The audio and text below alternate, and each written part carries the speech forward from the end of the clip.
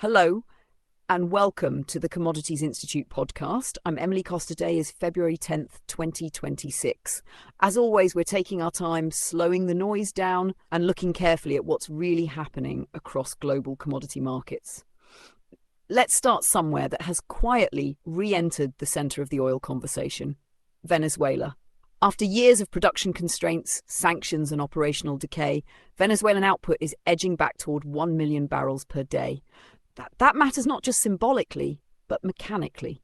The heart of this rebound is the Orinoco Belt, home to Venezuela's extra-heavy crude. Output there has climbed above 500,000 barrels per day, up sharply from early January, as PDVSA reverses emergency cuts imposed during the height of the oil blockade. What changed is not geology. What changed is logistics and politics. Export channels that were frozen are moving again, diluent supplies are flowing, inventories that were clogging tanks are being cleared. The result is a production system that can breathe again. It does not mean Venezuela is back, but it does mean it is relevant, especially in a market where spare capacity is thinner than headline numbers suggest. Now here's where it gets interesting. Even with Venezuela rising, OPEC's total output actually fell in January. Nigeria and Libya pulled volumes off the market. Weather and infrastructure once again reminding us that supply risk doesn't disappear just because prices soften. Iran's output slipped further under sanctions pressure. So while Venezuela headlines grab attention, the net effect inside OPEC is still one of constraint, not abundance. That tension is part of why oil markets feel oddly balanced right now. On one hand, there's constant talk of oversupply. On the other, the margin for error keeps shrinking. OPEC Plus has paused increases. Many members are already producing near capacity, and demand, while not explosive, refuses to roll over. Zooming out, the longer-term oil story may actually be about who does not have enough reserves.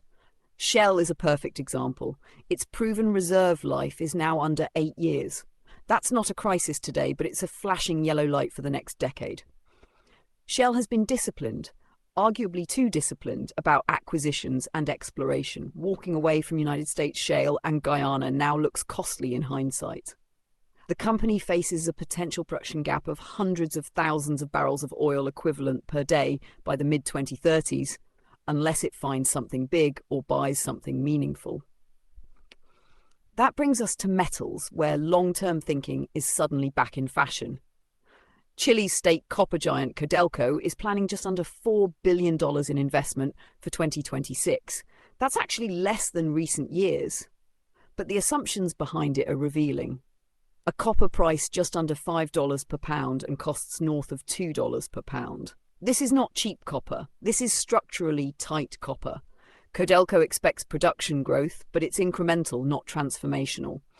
Declining ore grades remain a challenge and delays have become normal. That matters because copper demand tied to electrification, grids, and energy transition is not slowing down, which is why India's push to secure lithium and rare earth partnerships globally deserves attention. India is not trying to mine faster, it's trying to diversify risk away from China. That's a slow strategy, measured in years, not quarters, but it's becoming a defining feature of critical minerals markets. Agriculture, meanwhile, is telling a quieter but equally important story. India's edible oil market is rebalancing. Palm oil is regaining ground because it's simply cheaper than soybean oil right now. Prices talk. Even with Chinese soybean oil flooding export markets, India cannot escape the math of affordability. Imports are rising, but total consumption is flat. That tells us this is substitution, not growth. Cocoa offers another lesson in patience. In Ivory Coast, soil moisture, not rainfall headlines, is what matters. Despite below-average rains in places, conditions are supportive for the mid-crop. Farmers are cautiously optimistic. The harmattan winds have been mild, flowering is strong, but there's anxiety too. Payment delays and storage issues threaten bean quality. Supply may exist, but supply that can move cleanly to market is another question altogether. Let's shift to power because Australia is doing something rare, proving that renewables can lower wholesale electricity prices. In 2025, prices fell across every major state market, hitting 4-year lows. That didn't happen because demand collapsed. It happened because solar, batteries, and grid upgrades changed the cost structure of generation. This doesn't instantly translate into lower household bills.